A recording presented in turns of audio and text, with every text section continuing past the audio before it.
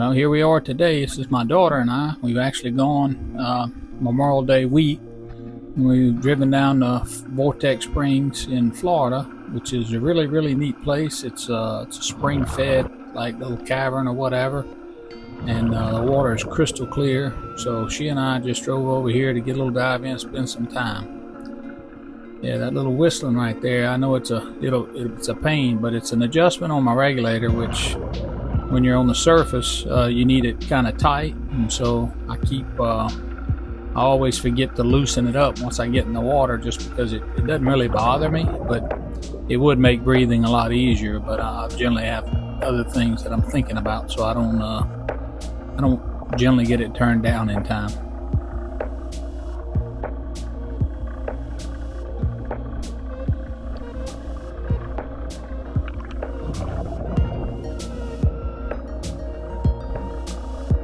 Yeah, like I said there, she's having a little problems getting her ears to equalize.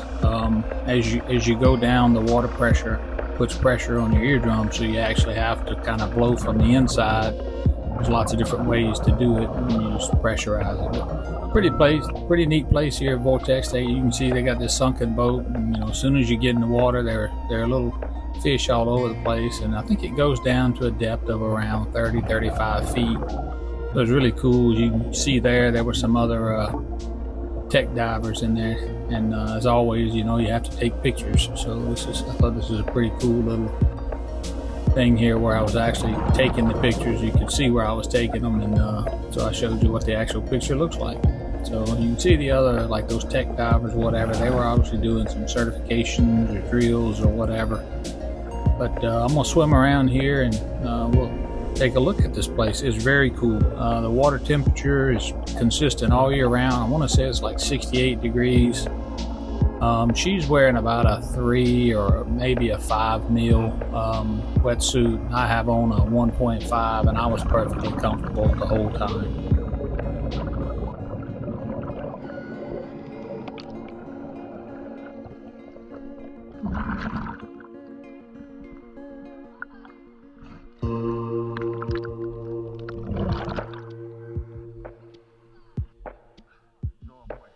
So here we had the surface, where she was telling me that she was having ear problems and whatnot, and so eventually she decided at this point she just couldn't get it cleared. She's never had that problem before, so I think she had a little bit of a sinus infection or a little something. So she got out, and you can see I showed her kind of what the grounds looked like. There's also another little play area and all that you could see there. Like, this is from the surface looking down. You can see visibility is just incredible. So here I'm gonna try and go do a little explore and document, and then you can see this is as I start going down into the deepest part, and there's some tunnels and all here and that you could explore if you were so certified, which I am not.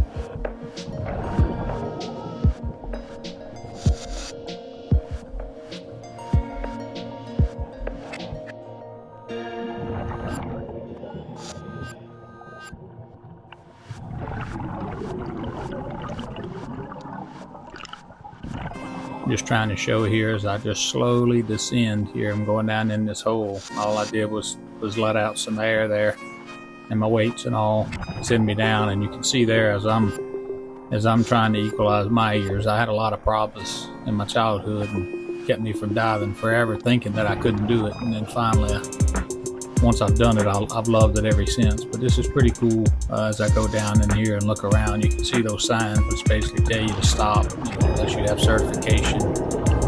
It is very dangerous to start diving in that stuff if you're not trained, because a lot of people that die diving actually do that in those tunnels and caves and stuff like that. It is very dangerous.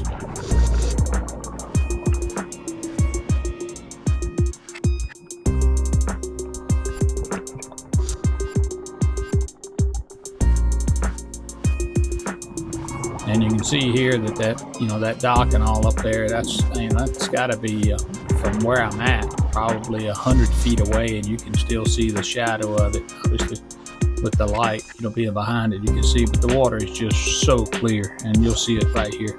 One of the neatest things as I start getting up underneath these rocks, to me, is how the air And there's a sign telling you to stop. But you can see when I get up underneath these rocks how the air collects in those little holes. And there's actually some places I didn't find any because I didn't have anybody with me. You can see them there. It looks like almost like mirrors, but you can see there's some places where you could actually stick your head up above there and you could breathe because the air is trapped in that hole. It's like being in a dome or whatever. And there's actually a box that they have down there where you could swim down and get up underneath, and you let a little bit of air out of your VC, and you can breathe without your your scuba regulator.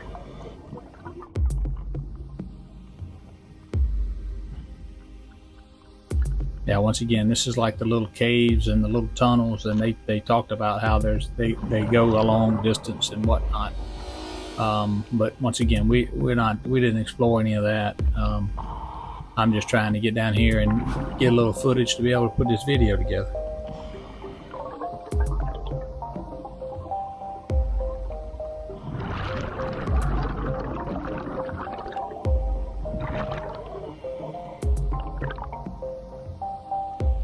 As you saw there was a little fish. There weren't a whole lot of fish down in this deep water, which it's not very surprising. But I'd be curious to dive this in the winter when the surface of it's a little cooler to see. And this is a better depiction here. Like you maybe actually go up underneath, in that little air pocket right there. You may be able to go up underneath there, and if it's deep enough, you could, like I said, you'll be out of water, and it'll just be air trapped up underneath there.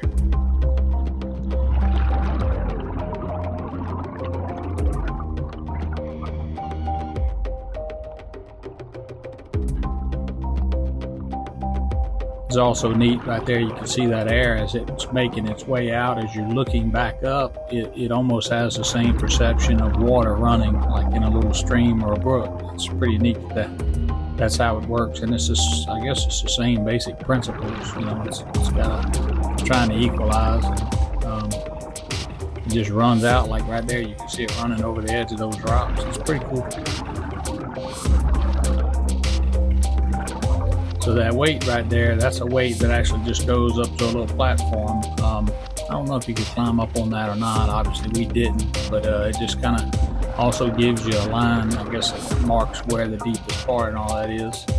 It was pretty cool little place. You can, I have all my own stuff, but we rented tanks there. My daughter actually rented wetsuit, BC, regulator. She got a whole package deal just because we don't, other than fins and masks and gloves, we have all that stuff ourselves. But as far as being able to dive, she just drove up and had no need.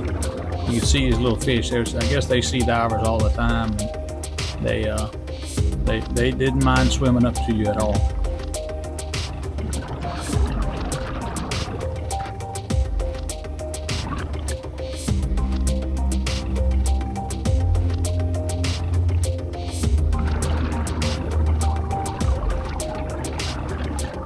Yeah, there's that little platform, like I said. I guess it's probably about 4 by 8 or whatever on the surface, and obviously you can see the surface. This reminds me a lot of diving in the Keys, just because the water is so clear. But it was very neat. Like you see all that little green stuff, and it looks like it's really dirty. But like even diving in the Gulf and diving in the Keys, you still have a lot of that stuff suspended in the water, and most of it's not as big as it looks, just because it's so close to the camera. But it's not unusual to see all that, and it doesn't bother you.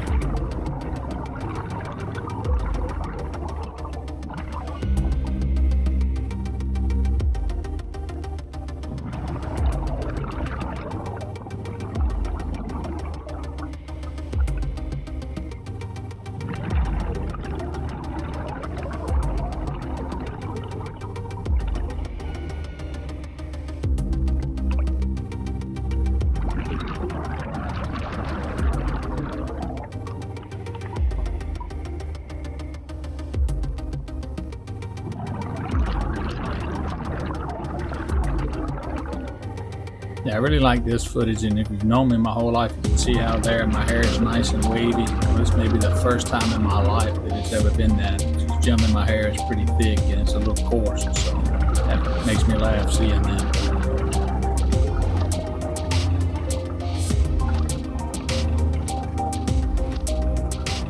This is pretty cool right there. We just showed you, that dock. There's that little floating dock, and I'm gonna swim over and swim up to it. And it is, it's pretty neat. You can tell why bass fishermen really like fishing boat docks and stuff. And there you can see all those tech divers out. I don't know how many hours they could probably stay down. Some of them were diving triples, triple tanks, and there you can see there was just a lot of these little brim that swim right up to you. I'm gonna show some of that in a little while, but this dock coming up is pretty cool. Yeah, like I said, they swim right along with you.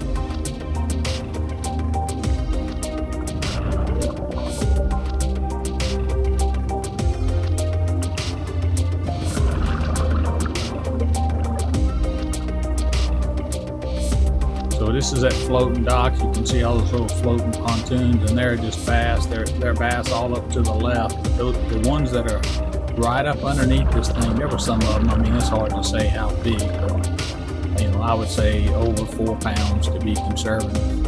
I'm guessing. But there were some nice fish in there, and they were all just stacked, in the shade of this floating dock. It was pretty crazy to see, and this one here is pretty neat.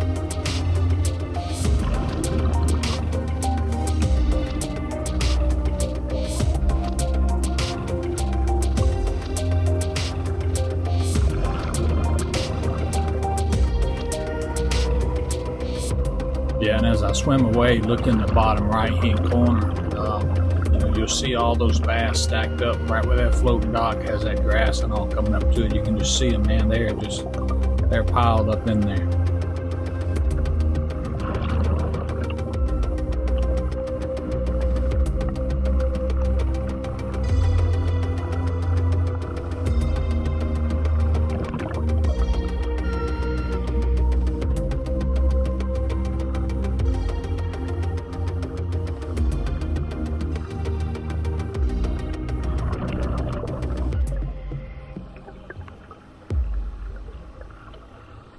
All this grass right here I don't know what kind of grass it is, and I'm just swimming back underneath that dock, but it's real soft. It's really cool.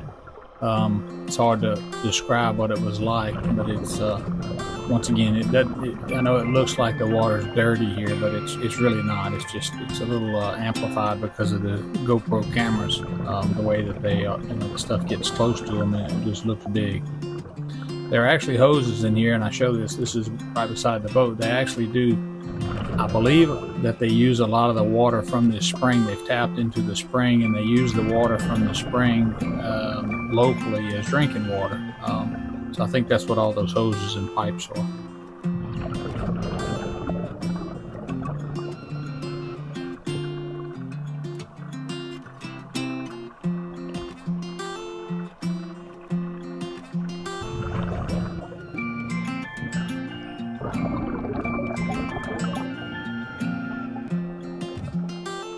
And it's another thing, if you've ever bass fished or fished for brim or, really any kind of fish, that structure holds fish. And you can see right here where that log's coming over where these pipes are. These brim let you get right up in, and one of them you'll see me put my hand up, and that's because he is about as big as my hand. It's hard to get perspective in the water here, but that one right there, he is every bit as big as my hand. And they just, I don't know why, I guess people feed them, but they just swarmed around me when I come down here and stop.